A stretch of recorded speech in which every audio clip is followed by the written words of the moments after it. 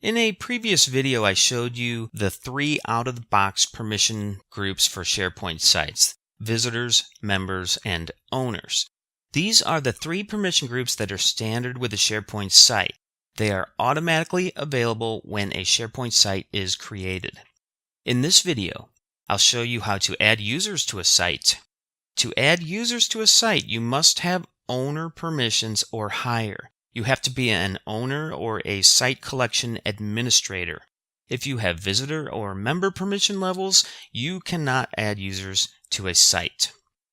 I'm going to use this basic collaboration site for this example.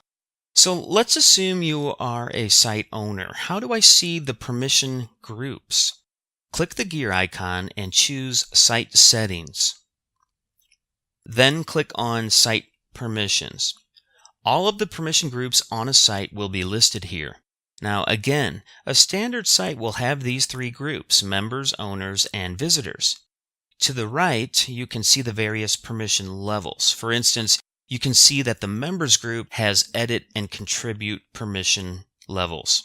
So how do I add someone to one of these groups? Let's say I have someone on my team and I want him to have the ability to contribute documents, add items to lists, and maybe even create different views. Those are permission levels associated with the members group. So I'll click on the members group and then click on New and choose Add Users to this group. Then I can start typing in the name of the person I want to add. When I start typing, SharePoint will suggest names of users in the directory. I'm going to add my coworker Adam Peter. Once chosen, make sure the underscore appears under the user's name. An underscore indicates that the name has been resolved, which means Adam is a user who can authenticate on a system which is allowing SharePoint to find him. Then click on Show Options, and by default, Adam is going to receive an email inviting him to the site. I can enter text in the message field, which will be included in the email invite. The message has to be less than 255 characters, or it will not send the email. And you can choose not to send an email by unchecking the box. I'm going to leave the box checked. Now, if I uncheck the box, SharePoint is not going to send Adam an invite. So I have to be sure to communicate to Adam he has been added to the site. And I will click Share. And by clicking Share, I've now added Adam to the member group, and he now has whatever permission levels are assigned to the members group.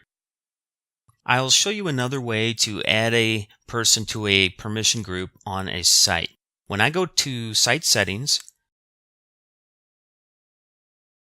Site Permissions, I can click on Grant Permissions.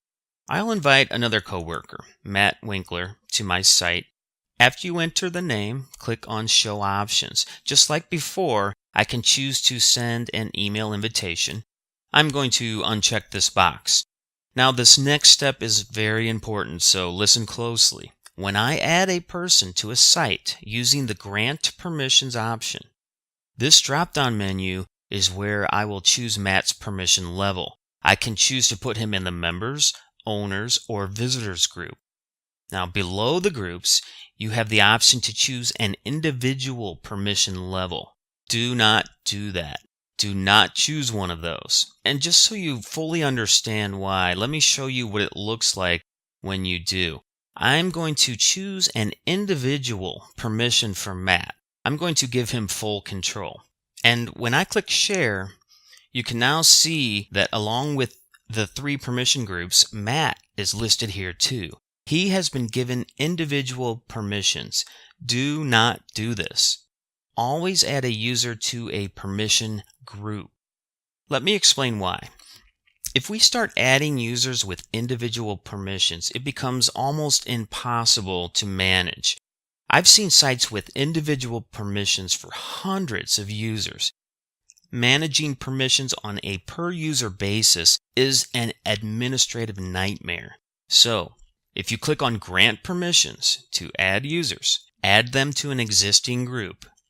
If you want to give someone full control, add them to the Team Site Owner group. If you want them to be a contributor, add them to the team site member group. Always create permission groups and then add users to the groups. This is how we add users. Either choose the group and add the user, or click Grant Permissions, enter the users, and add them to a group. No matter how you do it, be sure to click on Show Options to ensure you're making the choices you wish to make. Either of these methods will allow you to add users to a group.